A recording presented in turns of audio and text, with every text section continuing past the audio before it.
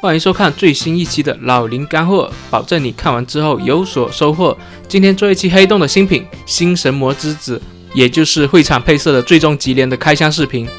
众所周知，如果你在购买前或者把玩前没有观看老林的测评视频，要么十有八九花钱买教训，要么你的把玩体验是不完整的。先说结论外形上相当不错，但是仍然有一些不可忽略的问题，就请大家系好安全带，跟我一起一边回忆《龙珠超》动画，一边探索一下这一款玩具。那么事不宜迟，马上上车。先来看看内容物，有极联主体一个 T1 面雕、抱胸手、T1 手型、气功特效剑，还有2个火焰全套的特效剑，配置跟前一个版本的神魔之子是一样的，少了些惊喜。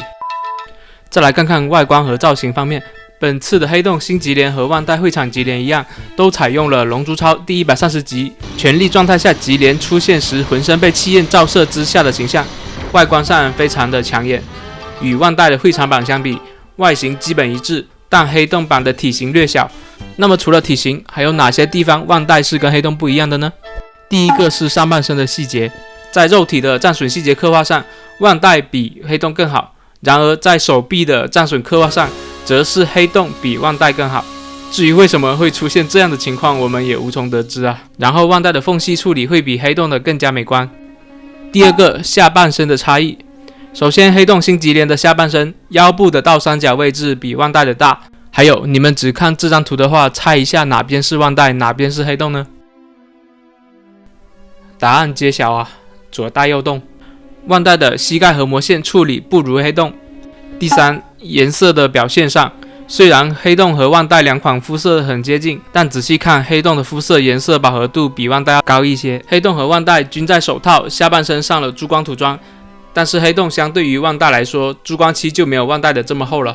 顺带一提，黑洞的裤子颜色比万代看起来要更深一些。最快辨别两者的方法其实还是看脚底，有刚硬的就是万代了。接下来看看面雕，有严肃脸、咬牙脸、闭眼咬牙脸、怒吼脸，还有一个无限冲击脸。但是这个好像是做错了，眼睛涂装全部涂成红色了。接着来探索这个模型的可动性，头部上下左右都能动，可旋转360度。肩部蝴蝶关节表现不错，大臂平举，手臂平转，该有的都有。腰腹前倾表现一般，后仰不错。躯干可左右倾斜，腰部几乎没办法旋转。前踢90度，侧踢受到腰带影响，没办法上抬到90度。由于屁股线位没办法往后踢，只能斜后踢。大腿有平转，这一点比万代要好一些。万代会场极联由于漆面粘连，这地方是转不动的。万代平转强行掰开的话，可能会损伤漆面，像黑洞就没有这样的问题。小腿后踢如视频所示，脚踝基本只有前后的可动，但在可动性上依旧遥遥领先于霍金。总体来说跟万代的差不多，主要是下半身的可动受限会多一些。接下来看看把玩体验。首先从总体而言，它的关节舒适程度是不如万代的，但比起黑洞旧版极联改善明显，尤其解决了肩关节过紧的问题。但是把玩时仍会有一些响声，其中胸腹关节响声大一些。既然修复了肩膀的问题，那就极联头松的问题也肯定修复了吧。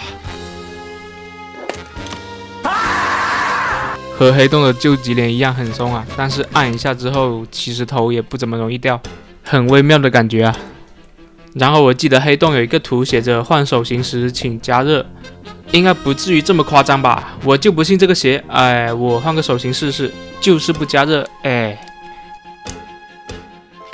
2000 years later。 爷爷，你在干嘛？我想喝点野粉。别抢我，我还在换黑洞极联手型呢。这个手型怎么这么恶心呢？为什么会这么难换呢？对比了一下旧版的极联，我发现旧版极联和新版极联的球关节以及孔洞都是一样大小的，甚至我这个新极联的手型还扩了孔，但依旧不好安装。旧极联的手型却可以轻松插入新极联，为什么呢？我觉得有可能是因为手型材质和硬度的问题，旧极联的更加软一点，比较易于插入，新级联可能是因为漆面以及材料常温下的硬度问题影响了手型的适配程度，看来黑洞还是考虑欠佳啊。所以各位兄弟们，切记切记切记，如果你买了这款级联，更换手型之前一定要加热，一定要加热，一定要加热。顺带一提，新级联优化了旧级联的漆面问题，疯狂摩擦不掉漆，安心把玩无压力。这个漆面已经是非常接近万代的水准了。接下来看看手型和配件，基础配件自己看图啊，这里不多赘述了。切记装手型之前记得加热加热再加热。有几个手型我这里单独讲一讲。比较特殊的第一个是这个抓蓝发的手型，手型和头发是分开的，这里我建议直接粘死。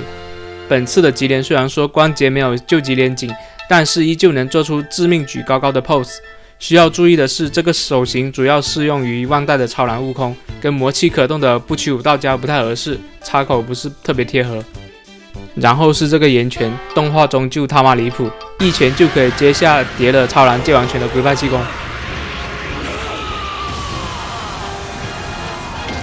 然后是火焰拳特效键，荔枝大会中贝吉塔就是被吉连用这一招淘汰的。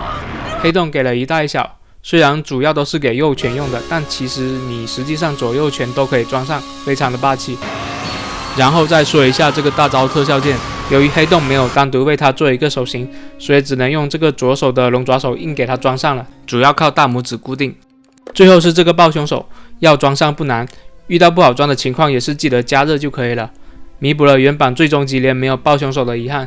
如果你之前还买过决战之时的配件包的话，把玩体验能更加升级，因为配件包的头雕装在新级联上反而更加的稳固，你敢信？总结一下，本次黑洞新级联外形不错，可动中上，配件丰富，漆面关节的把玩体验较旧版级联有了很大提升，但手型难装是它的最大问题。如果你能接受得了手型的问题，这一款我觉得还是值得去入的，毕竟它也只有万代的一半价格，却有着远超万代的配件和可玩性。当然，如果说你更加追求把玩时的关节手感，并且手头上有足够的慢宁，这一类朋友就建议你去买万代了。好了，希望我已经足够详细的讲完这一次黑洞新级联的所有内容。如果有什么遗漏的地方，也欢迎各位在弹幕或者评论区进行相应的补充。如果觉得视频不错，希望能够得到你的一键三连。新朋友别忘了点关注哦。那么下次视频我们不见不散，拜拜。